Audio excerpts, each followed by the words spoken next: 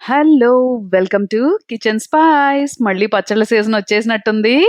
రకరకాల సింపుల్ టెక్నిక్స్‌తో చాలా చాలా టేస్టీగా పచ్చళ్ళు రెడీ చేసుకోవడానికి మీరు రెడీనా? నేను డబుల్ రెడీ. సో, ఇవాళ సింపుల్‌గా చేసేసింది పండు మిరపకాయ పచ్చడి. చిన్నప్పటి నుంచి పండు మిరపకాయలను చూసినప్పుడల్లా ఇదేదో కాంప్లికేటెడ్ ప్రాసెస్ ఏమో అనుకోని నేను చాలా వరకు మా అమ్మతోనే చేపిచ్చుకునేదాన్ననమాట. ఒకసారి మనం అంటూ చేస్తే కదా అందులో ఎంత కష్టం ఉంది, ఎంత ఇష్టం ఉంది, ఎంత టేస్ట్ ఉంది తెలుస్తుంది. సో, అలా ఇష్టంగా, టేస్టీగా చేసుకున్న పండు మిరపకాయ పచ్చడి కరెక్ట్‌గా టైమర్ పెట్టుకోండి. 10 మినిట్స్‌లో చేసేయొచ్చు. పండు మిరపకాయలని కడిగి, తుడిసి ఆరబెట్టేశాను. కిలోకి 200 గ్రామ్స్ చొప్పున చింతపండు, ఉప్పు. కొంచెం పిసరంత తక్కువేసుకున్నా పర్లేదు గానీ ఎక్కువ అవ్వకుండా చూసుకోండే.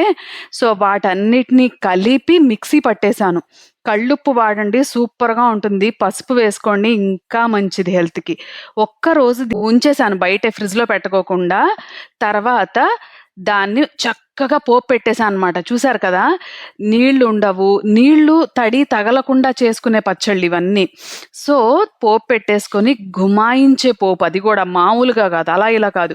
నేను కొంచెం ఆయిల్ తక్కువేసుకుంటాను. పైగా మా ఇంట్లో దీనికి ఆల్మోస్ట్ ఒక 1 వీక్‌లో కంప్లీట్ చేసేస్తాం కాబట్టి, ఇలా టేస్టీగా చేసేసుకున్నాను ఇంట్లో.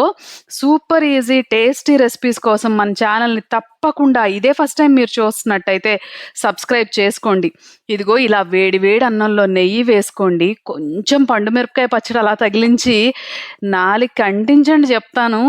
ఆ టేస్ట్ వేరు, ఆ హ్యాపీనెస్ వేరు. ఇంకా చెప్పాలంటే ఇంకో ముద్ద ఎప్పుడు తినాలా అని వచ్చే ఆరాటం ఉంది చూసారా? అది మరీ మరీ డిఫరెంట్‌గా ఉంటుంది.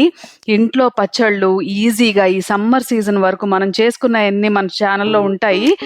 తప్పకుండా